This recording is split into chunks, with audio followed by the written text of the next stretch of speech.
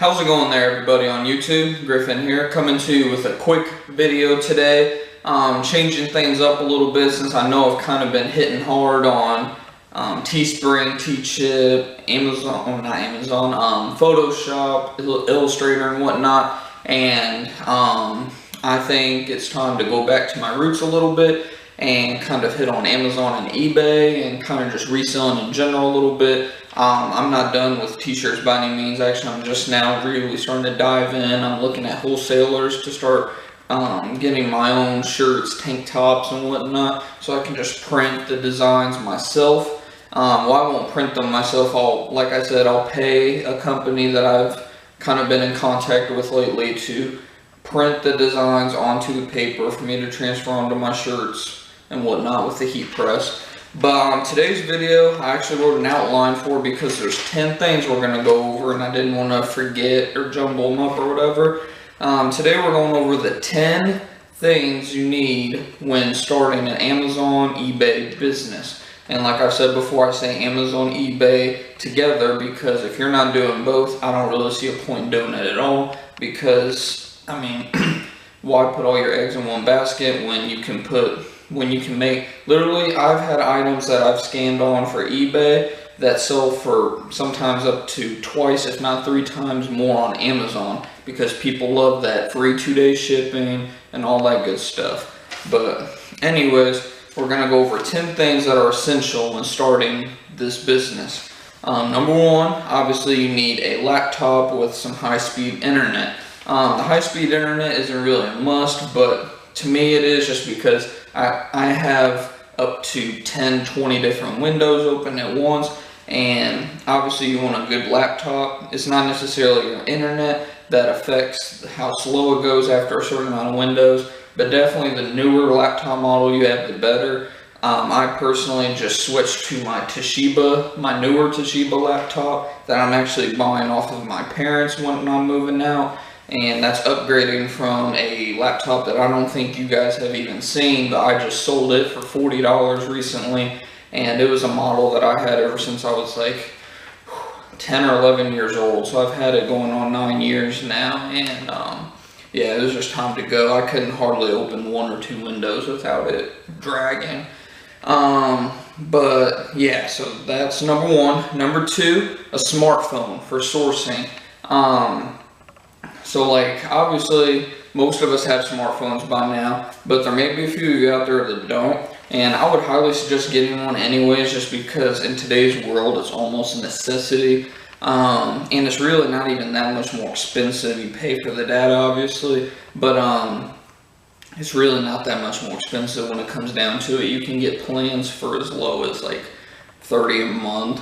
I mean, I haven't seen them personally, but like my stepbrother who's in the Marines is out in California and he's only paying like $40 or $50 for each phone on his plan, and he only has 2 phones on that plan. So it's definitely worth the investment if you don't have one already. Just kind of throwing that in there. Number 3, some form of bookkeeping such as Inventory Lab for Amazon. Doesn't work with eBay yet. Maybe it will someday. Who knows? It's still a relatively new app, website, whatever. Or you could use QuickBooks, GoDaddy, so on. I personally don't use Inventory Lab right now just because I haven't really been in the Amazon game as much the last probably 2 weeks, maybe 3. Don't get me wrong, I'm still doing Amazon, but obviously if you've been watching my videos lately, you can tell I've been kind of really going on to this t-shirt business and kind of creating my own brand lately with, well, I started out with Meme Shirt Nation. I'm still kind of going through with that, but I'm really hitting on this fitness one, fitness motivational company, health and fitness motivational company actually. But I'm really going through with that, but I am still reselling books, going every weekend to the book sales when I wake up on time and whatnot.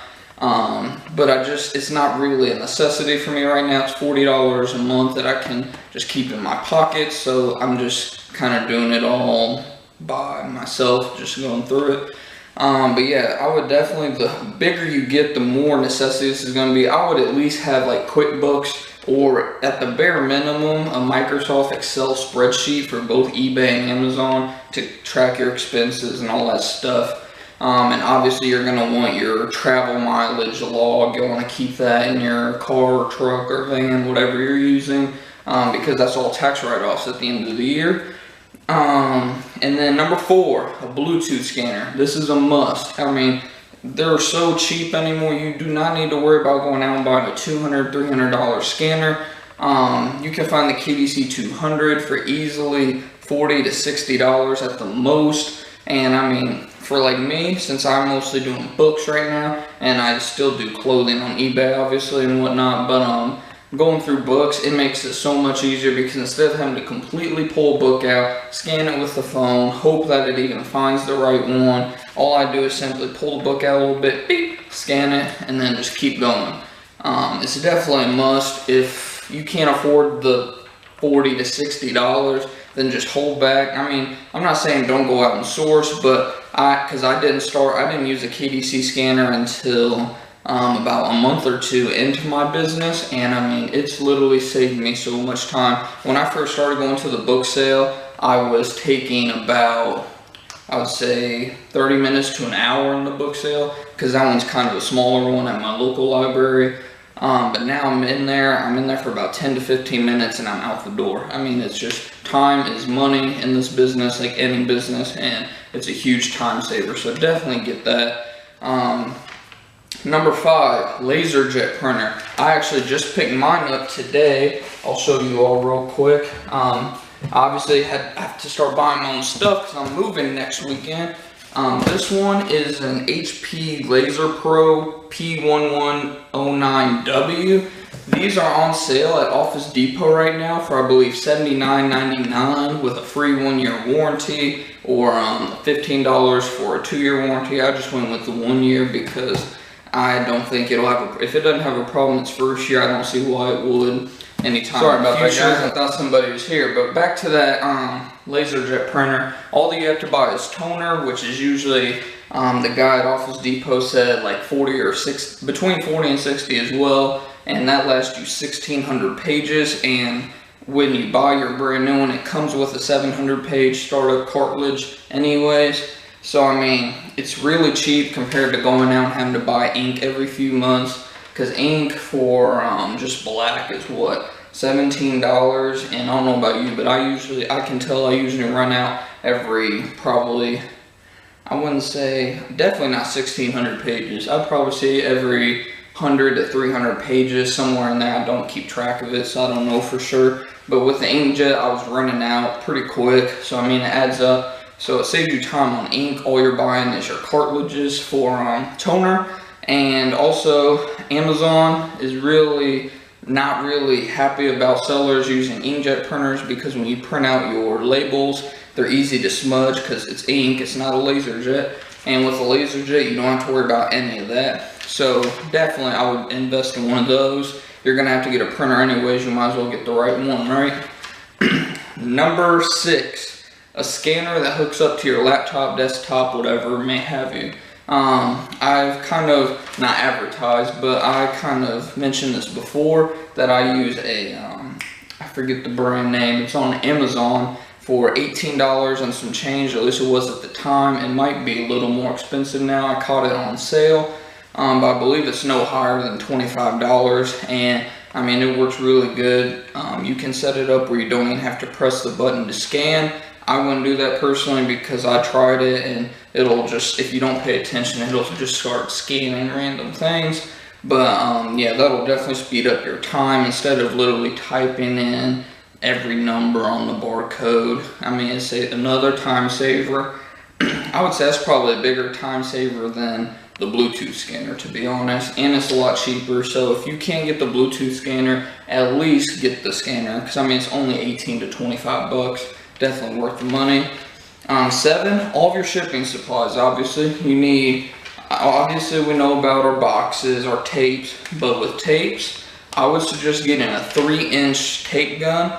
because this cuts the amount of tape you use down drastically. You're not running through 2-inch rolls every, I mean, I don't know about you all personally, but I use the hell out of tape. I like to make sure my box will not pop open at all whatsoever. So I tend to use quite a bit more tape, but with using that 3-inch tape, that's a whole nother inch. And when I do it, I usually have my seam of my box. I'll just use the box again as an example. I'll have my seam, I'll have my main one down my seam, then I would usually with the 2-inch one kind of do another one over each side, and then I would also wrap one around the entire box. I don't do that anymore, but I still do pretty much cover almost the whole top. And with a 3-inch roller, all I do is I take the one over the seam, take one down this edge, and then obviously the bottom, and then you're good to go. So that's a big time, money, everything saver all around. Obviously you need your small, medium, large boxes for doing Amazon shipments, and it just kind of gets a system in your mind of, okay, I can fit 10 to 15 items depending on size in a small box. I can fit 20 to 40 items in a medium box. And then the large box you're really not going to use too often. It's just for more like when you have bigger items like blenders and stuff, just bigger boxed items. That's when you really use the large box, and then you'll probably only fit, at the most, I wouldn't put no more than 50 items in a box because it just starts to get heavy. You want to stay under that 50-pound limit, or else you're going to get a love note from Amazon, which you don't want. So yeah, definitely want to get the small, medium, large boxes. The most expensive I've seen them was $1.55 or something like that, $1.79 maybe at Home Depot. But Home Depot is where I get all my boxes from. Let's see here, what else do we have there? Your box cutters. So if you have to make freaking boxes, which I still haven't done a tutorial on, I've been forgetting about that. Hopefully I can do one soon, maybe this weekend or next weekend. Well, I don't know about next weekend because I'm moving, so I'm going to be a little busy, but I'll have some videos still. Let's see, painter's paper. Man, I'm belching today. Maybe it's my protein shake. But yeah, with painter's tape, or not tape, painter's paper, this is a really, what would you call it, economical tool for filling voids and boxes. Obviously we don't want our stuff in the boxes bouncing around because that's how shit gets damaged, right? So what you want to do is go to Home Depot. They make these big rolls of painter's paper. It's like, almost looks like a cardboard color. It should be back in the painter section, obviously. And they are only, I believe, $8. I believe they're under 10 for sure. But I mean, I've had mine since, what, early July, and now it's going on middle into September. I'm not even halfway through my roll. Now, obviously, I haven't been sending out as much shipments. If somebody's messing with me or something, I keep seeing car reflections. I can usually tell when somebody's pulling in the driveway, but I don't know, somebody must be messing with me today, or I'm just going crazy, one of the two. But yeah, the paper filler definitely must, much less cheaper than going out and getting peanuts and all that good stuff that you really don't need. So I'll definitely go get that. And then obviously you're going to want your bubble wrap to wrap stuff and all that. But number 8, portable phone charger or a Mophie cell phone case. I don't have a Mophie case personally because I just think they're too expensive. I'm good with my little $10 portable charger. But the portable charger is a must when you're out. If you know you're going to be sourcing for a whole day, say anything longer than 3 or 4 hours, you're definitely going to want that portable charger because, as we know, when you get running multiple apps, the battery starts to drain fast, especially with that Amazon Seller app or Scoutify through Inventory Lab, FBA Scan. You start getting multiple apps open, eBay, it's going to drain quick, and you're going to want that backup juice for your battery. So I would definitely invest $10 into getting that battery, portable battery, charger, whatever. And then number 9, open mind to new ideas. Now this isn't material what you need, but you can't be somebody that's just stuck on one thing, like I'm not changing no matter what happens, because you're just not going to survive. As we can see with these Amazon restrictions, people that have solely done RA are going to slowly disappear if they do not evolve into something else, say private label or thrifting or garage selling. If you're soul-hearted on one thing, you are going to fail miserably at this business. Now, yeah, I know I'm gonna probably get some hate on, well, I've been doing this for blah blah blah years. Well, then why are you watching my videos, for one? This is for newbies. But for two, whatever, keep doing your thing. We'll see where you are in another 5 or 10 years. If you're still going, then I'll give my hats off to you. If you're not, I'll say I told you so. But things are always changing, especially with Amazon. eBay has been the same for a while, but RA is really not meant for eBay when it comes down to it, because eBay is where people literally get deals, not convenience. Amazon is for convenience. That's why stuff tends to sell for more on Amazon. But the world in general is obviously always changing, so you have to have an open mind in general, but especially when it comes to this business, because if you're stuck on one idea, you're gonna fail. And then number 10, motivation and confidence. Now, I kind of struggled with this at the beginning, especially when I started YouTube and whatnot. But you have to be motivated, obviously, to get up, go do the work, go through the hustle, be the type of person that's not afraid to go to bed at 2 in the morning, turn around and wake up at 5 or 6 a.m. Like, you're not going to get no sleep when you're starting a real business. If this is what you really want to do, you're going to have to devote a hell of a lot more time than you would a 9-to-5 job, and you're going to have to devote a hell of a lot more motivation. I guess you can't really say devote motivation, but you're going to have a hell of a lot more motivation than you would at your 9-to-5 job. This is your business. It's not a hobby. If it was a hobby, you wouldn't be making much money off of it. But you have to have that motivation and that drive, that hunger to want more and more and more, because once that hunger stops, your sales are going to go and your business is going to go. And then with confidence, what I mean by confidence is don't get down when you have a return. Don't get down when you think you had a good find and then the price ends up tanking because you have 2 idiots that tanked the price. Or don't get down when you don't find anything your first few times sourcing, because I've had days where I've literally lost money because I spent time driving around store to store to store, literally wasted half a tank of gas driving around town, driving to Craigslist deals that didn't fall through, or OfferUp, whatever, and lost money through gas and time and all that.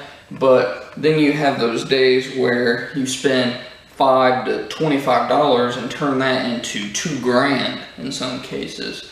And I mean, I've personally done that. I've turned, what, $40 into about $1,000 once. But you're gonna have those days where you just don't find nothing. Do you think I really find something in the bookstore every time? No. I usually walk out of there with at least 1 or 2 items in my hand, but I don't always walk out of there with 2 big bags full of books. It happens more often than not, or else I wouldn't keep going. But sometimes I've been in there maybe 2 times now. I've went to that book sale probably 10, 11 times by now, and I would say I've walked out of there empty-handed 2 or 3 times. And when that happens, what do? I go to Goodwill. Usually I go to Goodwill and I end up finding a lot of books. Like, it's funny because I'll go to, I actually had a video about that, where the book sales a fail. I went to Goodwill, found like $100 or $200 worth of books and stuff, and turn around, made money still. And then when I don't find nothing at Goodwill, the book sale tends to have a couple $100 or more worth of stuff. So you just gotta have confidence, gotta be able to just adjust to situations. Don't get down whenever things don't go good. That's just business, that's just life in general. It's not always, excuse me, oh man, it's not always going to be fun and games and highs and highs. It's just like the stock market and life in general. You have your ups and downs, but you got to make the most out of the ups so you can keep pushing forward. And great, I'm getting hiccups. But yeah, so that's the 10 things for today. And hope you all like this video. If you're new to the channel, be sure to subscribe. Share content with friends and family that may be kind of wanting to change their life, become their own boss, entrepreneur, whatever, give them a shout out and show this video to as much people as you know. And yeah, that's it for today. If you have any questions, comments, or want me to do a video on something ASAP, just leave it in the comments below. I'll respond really fast. I get it on my phone like instantly, so usually I'll reply within minutes, if not a day at the most. You can leave it in the comments, or you can message me through YouTube. But yeah, that's pretty much it. Hope you all learned some things. Total cost, I know I didn't hit on that, but you might be wondering what's the total cost to really get started. Well, once you get your printer, if you don't have one, let's say you're starting from scratch with nothing. So once you get your printer, your phone, your Bluetooth scanner, your QuickBooks or whatever, and then obviously some inventory, and shoot, yeah, once you get everything, I would say set aside at least $500 to $1,000. And if you don't have that right now and you can't afford it, well, think about picking up a side job, hustling a little bit, get that money saved up from that side job. It should only take a couple paychecks, and then put that towards the business and get started. But yeah, hope you all have a good day, and I'll see you all tomorrow.